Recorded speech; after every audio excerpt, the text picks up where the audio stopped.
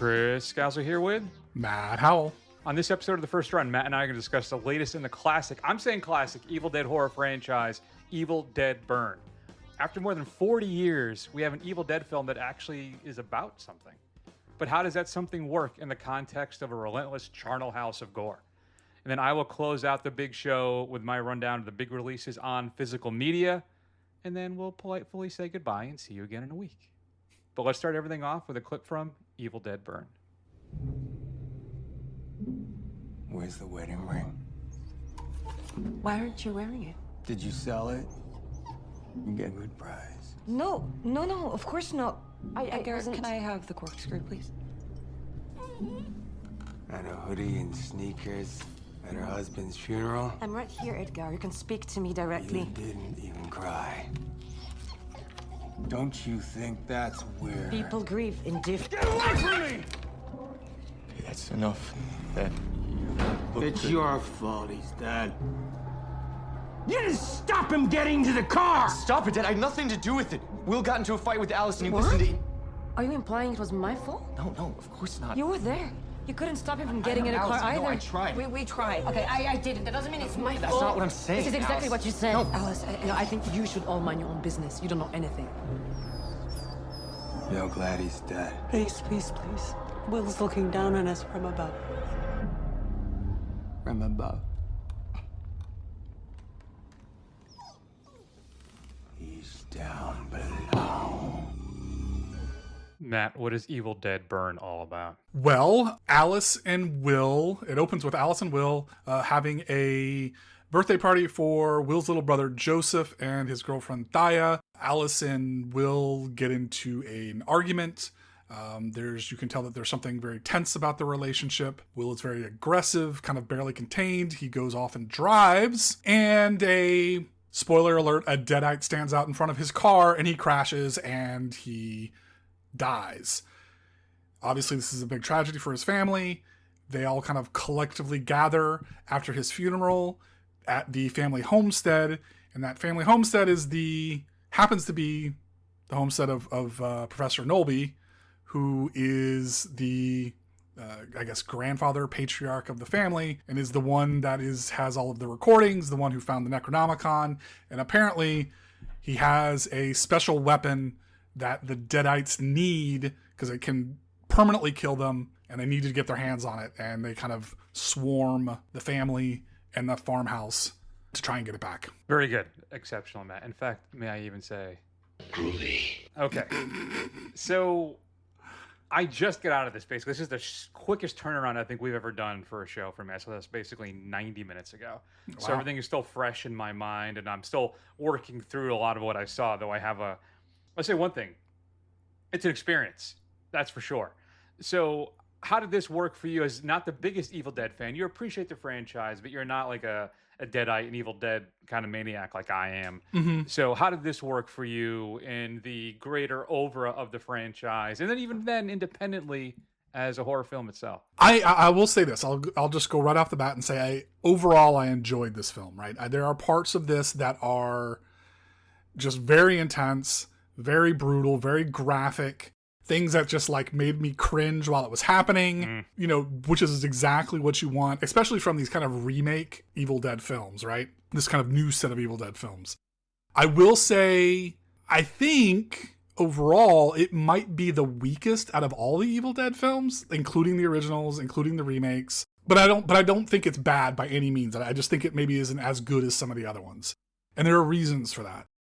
But overall, it's very effective, it's very violent, it's very mean at times, but it also has some of the humor, which I'm not sure how I felt about that, more than I think the Fede Alvarez version of Evil Dead did or Evil Dead Rise did. But I think overall, it's got a lot going on, and as Chris mentioned at the beginning of this episode, it's the first one I've kind of seen where it's kind of tackling a real life issue, right? Mm-hmm. And that's not what we've ever really gotten from Evil Dead in the past, so I'm not sure how I feel about that.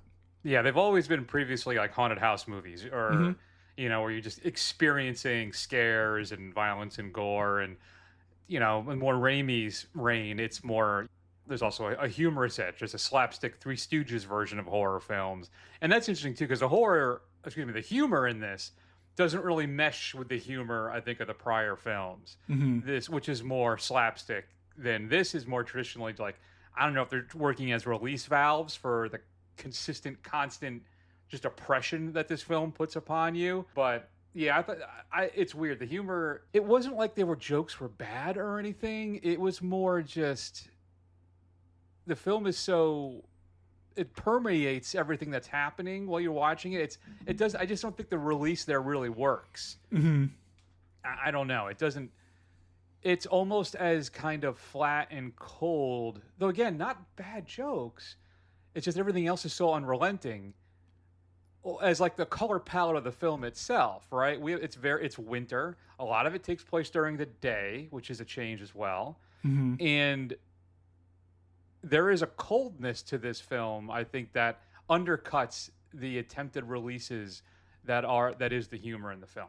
I will say, as Matt talked about, there is a message in this film. So basically what we're dealing with here is an abusive relationship and an enabling family, right? So the guy who dies is physically violent with his wife, and the family basically turns a blind eye, and this clearly has their own issues in their personal family dynamic that clearly would need decades of therapy, I think, to address. And it really is about Alice's journey of kind of healing to move on, to escape this suffocating relationship that she's in with not just her now dead husband, but his entire family. And it really kind of gets into that we're dealing with abuse and intimidation and manipulation, right? And she has that release at the end of the film. It's like, it's not enough, so I think that works mostly in the film, but it's just, I think I'm holding on too tight to what an Evil Dead movie is to me. Because what I like what we're doing now with this series is that I want the idea of this to be a laboratory of horror. Maybe every 2 years we get a new Evil Dead movie in a different kind of circumstance. We do something different with it. There is a sequel, which of course last week I teased that this was a prequel. I'm wrong about that. Wrath of Evil Dead, which is the next film, is supposed to be a prequel. Okay. But that's what happens when you see things when you're trying to avoid spoilers. Sure. Stuff gets in front of your eyes that you're trying to avoid. But yeah, so I agree with you too that it's probably the weakest in the franchise, but a couple of these films are S tier. Yeah. And the rest, I wouldn't give a single film in this franchise a grade lower than a B. Yeah. I completely agree with that. I mean, I think you've got S tier films in the franchise, absolute classics. The rest are probably A's, and I think this is probably the one B tier film, and that's not bad.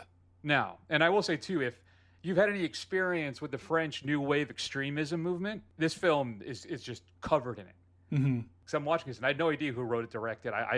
I've been very out of what's been happening. A lot of these things, again, I try and avoid as much information as possible. I want to know nothing because I love this franchise so much. Going in cold with these, I didn't know who Lee Cronin was when he did Evil Dead Rise, right?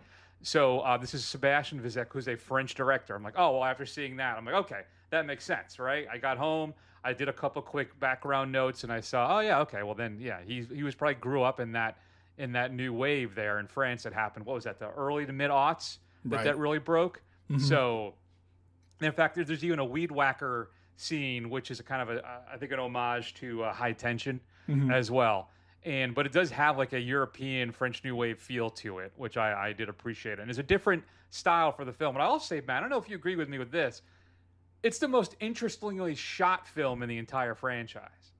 I think there's a lot of different movement in this, and that we haven't seen in these films before, which I appreciate. It does pull away from their franchise the most, I think, out of all the films, and almost at times the conceit where they're trying to find this dagger.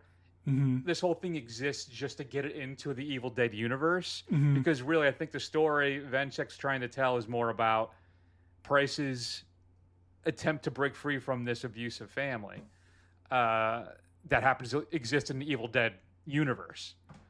So yeah, I think that's probably where I struggle with it. I don't know, Matt. What do you think about all that? Yeah, I mean, there are some really cool shots in this. I think the the scene where they're trying to drive away and the car, and they kind of shoot it from above, and it kind of stays with it, and you kind of see it go off the road as like whatever's happening in the car is happening. That I think we've seen before, even in an Evil Dead film when they do it. I'm talking more specifically like which I think actually was the scene that was leaked earlier this year, was the living room scene where she's trying to escape when all the chaos and violence is happening around her.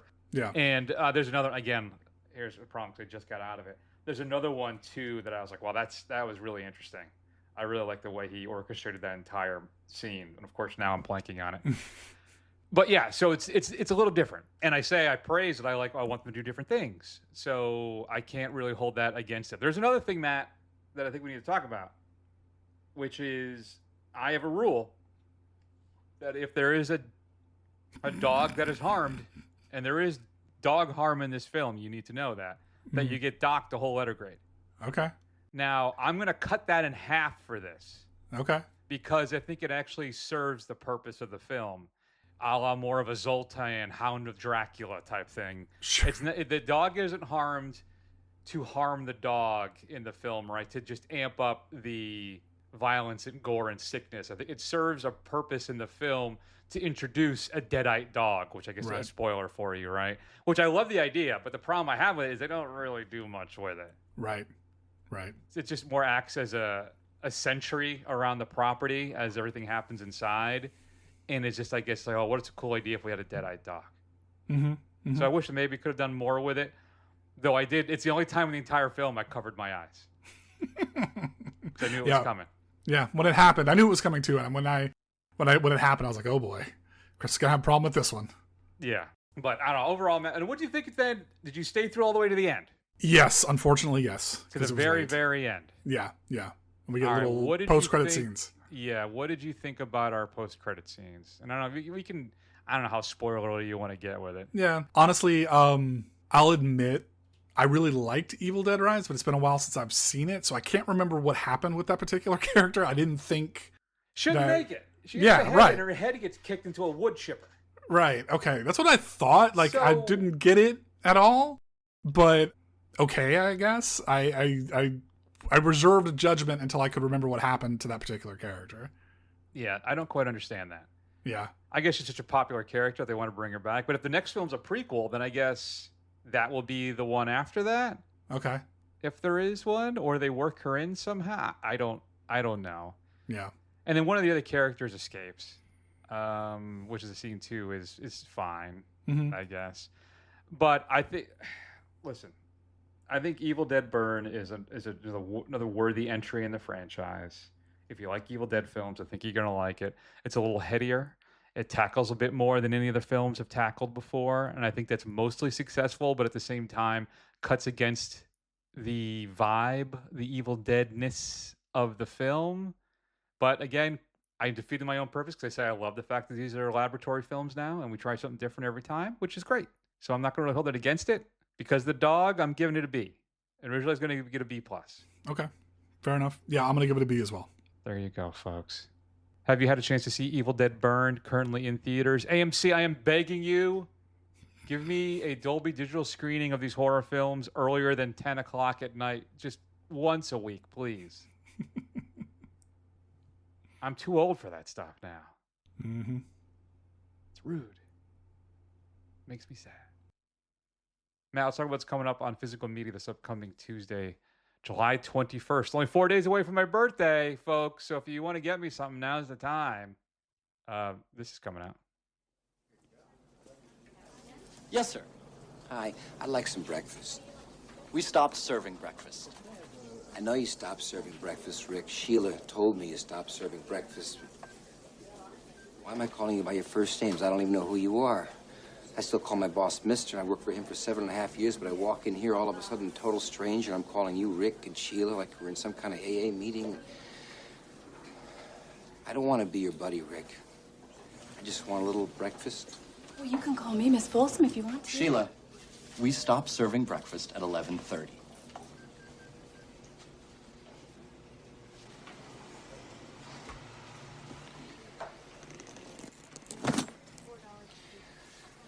Rick, have you ever heard the expression, the customer is always right?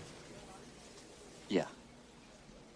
Yeah, well, here I am, the customer.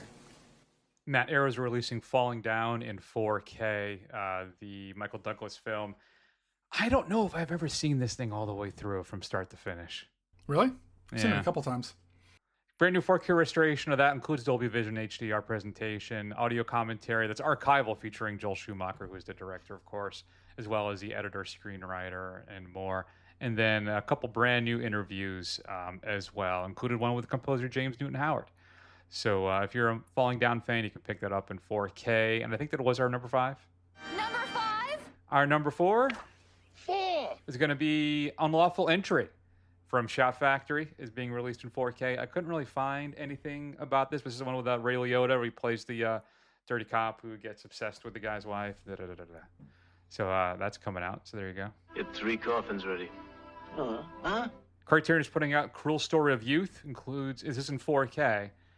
This is Nagisa Oshima's film about, where are we? Caught in the dog-eat-dog crucible of post-war Tokyo, teenage lovers Makoto and Kiyoshi turn to a life of crime, entrapping lecherous middle-aged men in order to extort their money. But how long can the wayward youth outrun their fate?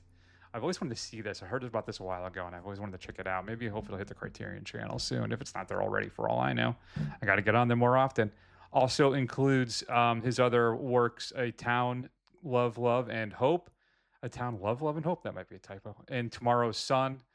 A Town of Love and Hope. See, thank you. It's his first feature film. They actually include it. And then Tomorrow's Sun is a short of his in this set. Number 2. Well, you two lovebirds take it easy, okay? Criterion is also putting out I'll Remind You of Everything, the films of Mike Mills.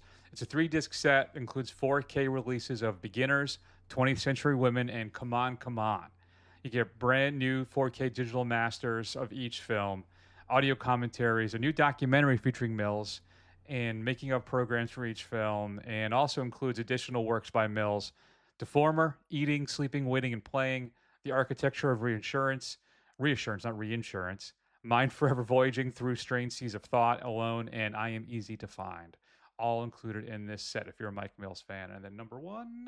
There can be only one. Celluloid Dreams is releasing Black Belly of the Tarantula, a giallo that I have long wanted to catch up with. I've never had a chance to. Is now being released finally. It includes a CD soundtrack, brand new 4K restoration from the camera negative, and then a new audio commentary by critic Guido Henkel. I'm not being anti-Italian. His actually first name is Guido. And there's also a 4K restoration of the original trailer and TV spot, a new interview with the son of the director, interviews, a bunch of other people, a video essay, and more. And then other 4K releases, Pleasantville being released from Shout Factory, as well as Anyone But You. This is a Sydney Sweeney, Glenn Powell film that came out earlier this year, last year. It was only available previously in Blu-ray, but now you can pick it up in 4K. And then Kino Lorber, Matt, is releasing a film. I don't know what to think about this. I think Severin released this originally, went out of print, and now they're putting it back out. Triumph of the Will is being released in Blu-ray by Kino Lorber. If you're not familiar with Triumph of the Will, it is the Nazi propaganda film the party put out in 1934 at a rally in Nuremberg. I guess for the historical artifact of it, it's good that it exists so people can see it. I don't know if it's something I'd need to own. Yeah, it is a strange artifact. I guess if you're strictly an academic and you kind of want to see, because I know like some of those shots and stuff are very influential, but it's like right up there with Birth of a Nation. Like, why would you want to own that? I guess unless it's one of these things where you're very much in the mindset that if you can't like shirk away from history and you should look at all the ugly parts of it. I don't really know. I guess it's just I don't know. It just felt weird to me. So yeah, I guess those are your big releases, folks. Matt, what's coming up next week on the big show? I don't even remember what we're going to see. We're going to go see the latest from Mr. Nolan, The Odyssey. Geez. How could I forget that? Sweet Pete. Sweet Pete, Chris. I've been working my way through the Evil Dead films in anticipation of this week. I've only gotten though through, I don't know why I did it this way, Evil Dead 2, and then Alvarez's Evil Dead. Okay. I still want to catch up with Army of Darkness, and then I didn't watch Evil Dead Rise again. I haven't seen that since the theater. Oh, really? Maybe I'll try and get that done at some point. I did get the imported the 4K on that because it had the audio commentary. The one that was released here domestically, it was bare bones. So yeah, maybe I'll try and get that done. Regardless, Odyssey time, folks. We'll be talking about next week. In the meantime, you can check us out at thefirstrun.com. Find archives of all the old shows. There's a report card and a whole bunch of more stuff for your first run enjoyment. We're also on Facebook, Instagram, Blue Sky, and Letterboxd. Do a search for The First Run. Scroll. Eventually you'll find us. Matt's on Letterboxd as well under Thurston. And that's going to be it for the show this week. Oh, Apple Podcasts. Give us a review and help other people find the show, right? Spread us out there. Go on your socials. Tell them how much you love your favorite weird movie uncles. And that's it. We're going to go ahead and take an extended break. Love you all very much. See you soon.